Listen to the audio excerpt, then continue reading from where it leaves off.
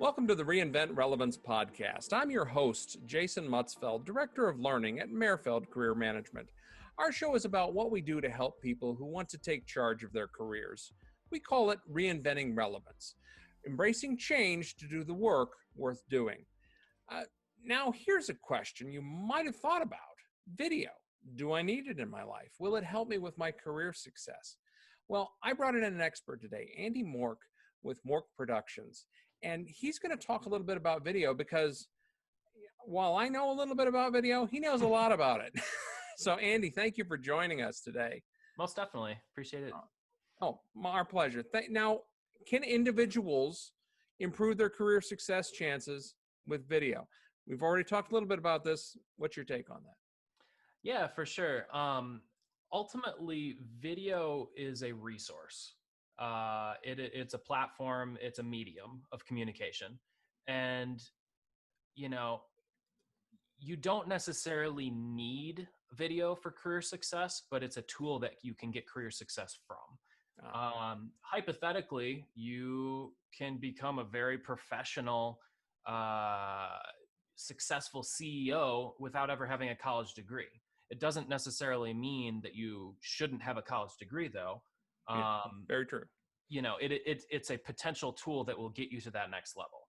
Obviously, a college degree is very helpful. The ability to read, you don't necessarily need the ability to read to be able to lead someone, but it's sure helpful, Yes, that's true. Very true. It depends on what you do, and it depends on whether there's a value add using video. Gotcha. In this digital age, everybody is connected to the internet. Everybody is communicating virtually, especially with COVID-19 the past several months. It is so much more imperative that we connect from afar. I remember less than a decade ago, the idea of a smartphone, the only people who had those were, the snobby rich kids and the big executives, and everyone else had their flip phone. Nowadays, it's shocking when you find someone who doesn't have one of those. And to be able to adapt to that technology is incredibly important.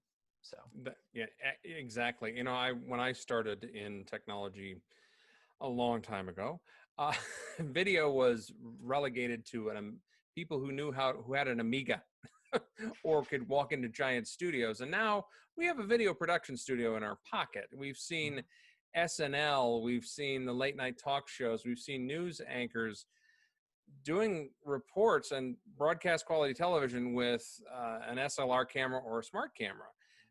This is being recorded on the standard iMac camera, via Zoom. There's nothing really high tech about it. So that's interesting. It truly is almost a skill. Do you think at some point it might even become like proficient in Microsoft Office? I know video. It's becoming more and more for common. sure. It's kind of already there. Having understanding of social media and how it works, having an understanding of how to record a video properly. I'm sure, much of your audience has probably heard before, recording vertically as opposed to horizontally is a very important thing to know. But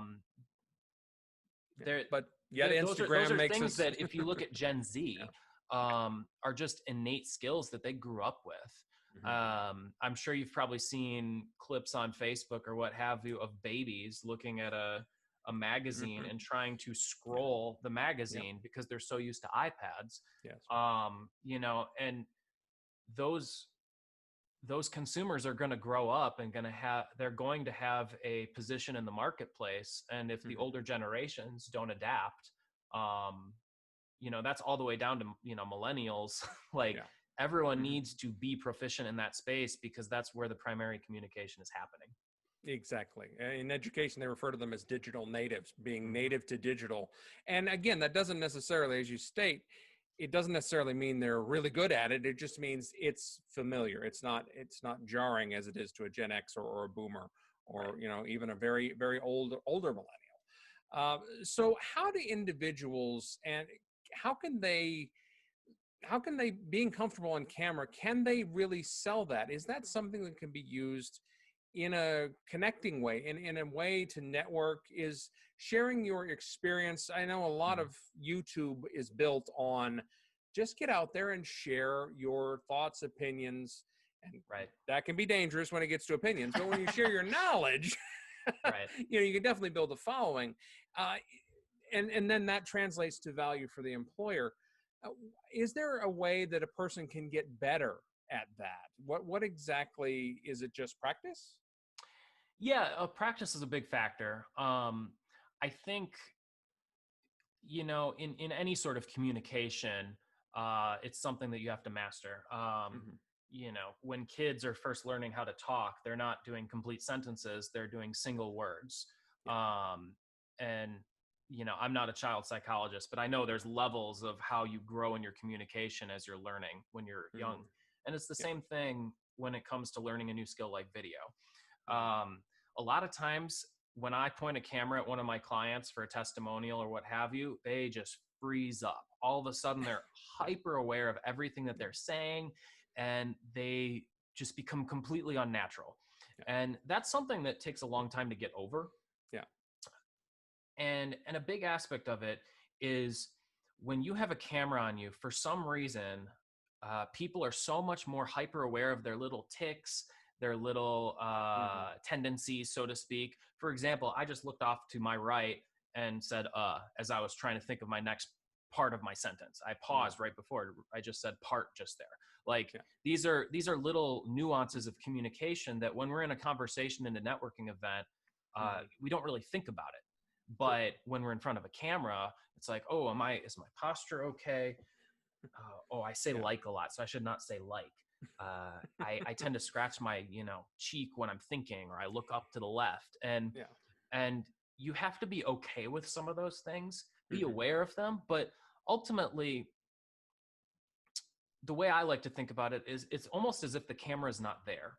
Hmm. It's instead, I think about the fact that I'm not talking to my camera, I'm talking to you, Jason, Yeah. and we're just having a conversation. We just happen to be in two completely separate Yeah. places in the state. Hmm. uh, and once that camera fades away, I become more okay with the fact that I might not be talking with a newscast worthy voice necessarily, but I'm talking as a real person and giving Yes. engaging content to you, and that's Yeah. all that really matters. Yeah. Because you have to realize the people on the other end Hmm. of the camera, they have been listening to people talk to them their entire lives, and Hmm. so they have the ability to forgive those little nuances and the thought processes, looking off Yeah. to the left as you're thinking about something, if there's a pause in your sentence because you're trying to process before you say something, and they care more about that content and that authenticity. So Exactly. Yeah. so what I find that newer people on camera tend to do is they'll have, I can bring it up on my phone as an example. Here's a teleprompter app that we use from time to time. Hmm. um, there's just text scrolling, and they become a robot. Yes. uh our growth track normally takes Yeah. place every month on, like, Hmm. Oh, yeah. not We've all seen enunciating, that not commercial. talking like a human being. Yes. um Yeah. and being able to, I don't want to say forget that the camera's there, but Yeah. not be intimidated by it is something that just takes practice. Yes, exactly. When I worked with a voiceover coach many years ago, Mm. he said, don't try to talk like the broadcaster. Don't talk with the No one Mid talks like Atlantic. that. Yeah, Yeah. exactly. Nobody talks like that. They want to hear an authentic voice, and I have a sort of voice that doesn't quite. To me, I hear it in my head, and it doesn't sound right, so I don't like it. Hmm. But it sounds just fine. Right. Because I'm sharing it. And then every time I chuckle with that dry little cough, raspy cough I just gave you right there. Yeah. I'm aware of it, and I Yeah. know that it sounds like Rick Harrison from Pawn Stars. I don't know why I've made that connection. I just do. Sure. But I move past it. So in a workplace, let's just say how can video be used in the workplace, and what sort of value can you bring as an individual to say, look, our team should be doing this, our company should be doing this, we should be getting our messaging out on video, Mm. because it truly is a new literacy that people want to see video, they don't want to read text. So tell us a little about that. Um, That's kind of a complicated question because Hmm. it's very industry dependent. Um, in the world of business, uh, video, how do I want to put this? So, especially from a marketing bent, so we primarily produce Hmm. marketing videos. Hmm. Ultimately, every single one of our clients doesn't care about the video. Hmm. They care about the result of that video. Sure. They're not buying it just for, I mean, maybe they are, but like they're usually not buying it just to like stroke, their own ego.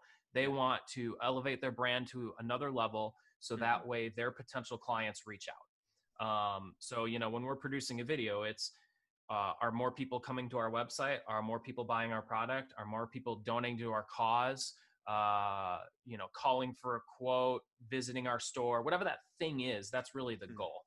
And in any organization or company, it's more about the ROI. Okay. And so what I would do then, depending on what company you're in, does it make sense to implement video into our day to day? Whether it's how we communicate with our clients via social media or what have you on our website, um, is our internal communications. A lot of companies right now are working from home. One of my employees, their wife, her office just shut down permanently. They're not going out of business. They're just getting rid of their office. They Mm. worked from home so efficiently that they just don't need an office anymore. Yeah, and that'll be more They're and more saving a common. ton of cost because they've just been doing Zoom calls and conference calls like that. Saves Hmm. a ton of money on their end. Yeah. So in that case, that company is very greatly benefiting from internal communication using video. But if you own a restaurant, Hmm. internal communication with video, not that important. True. Um, but shooting video of the client experience when they come in and Hmm. get this meal, then from a marketing bend, yes, video would become Gotcha. important, but it's for a different reason.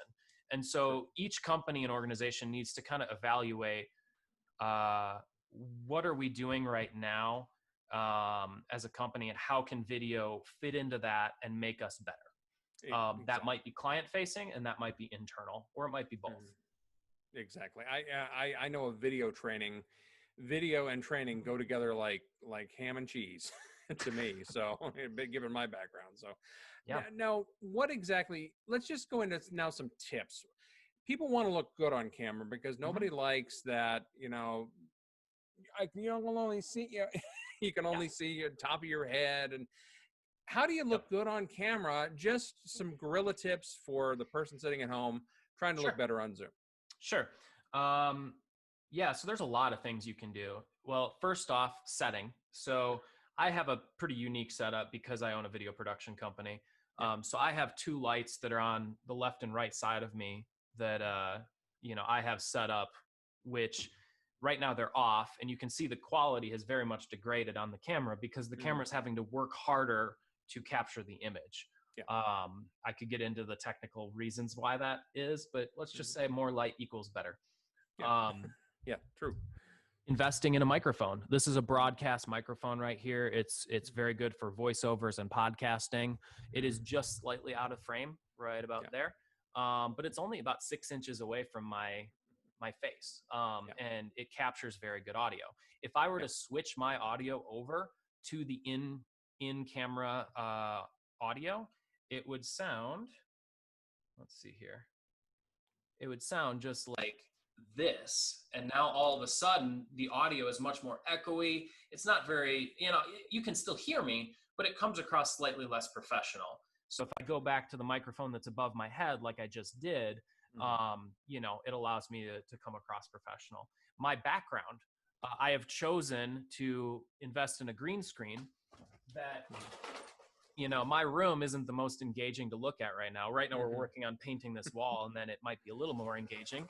Yeah. But I want to eliminate distractions so people aren't, thinking too much into that. True. So that's on a gear Hmm. setup type thing. But let's say you've just got your laptop, you place it where the window's behind it, so that way you're being lit with the window.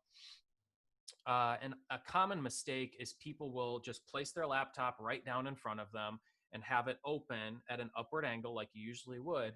But as I'm sure a lot of selfie takers are aware, an upward angle is not the most flattering Yeah. of angles for the human body. That's so It true. completely destroys your jawline. Yeah. And so a very important thing when it comes to a camera is have it at your eye contact, your eye level. If you're in a conversation with someone and one person's sitting and one person's standing, it's awkward. Yeah. You either should stand up and talk to them, or they should sit down and talk with you and be at that eye level conversational point. And so you want your camera to operate the same way, because ultimately that camera is the viewpoint of your audience. And if you're talking with your audience, you want to be emulating an actual conversation. And so if you would just imagine that instead of a camera that's there, it's someone's eyes, you want to make sure that it makes sense for where you're sitting. Eye contact, then. This becomes the eyes. I want to be able to talk to the camera as best as possible. And using hand gestures, just like you're in a conversation. I'm using my hand gestures right now. That's a couple things.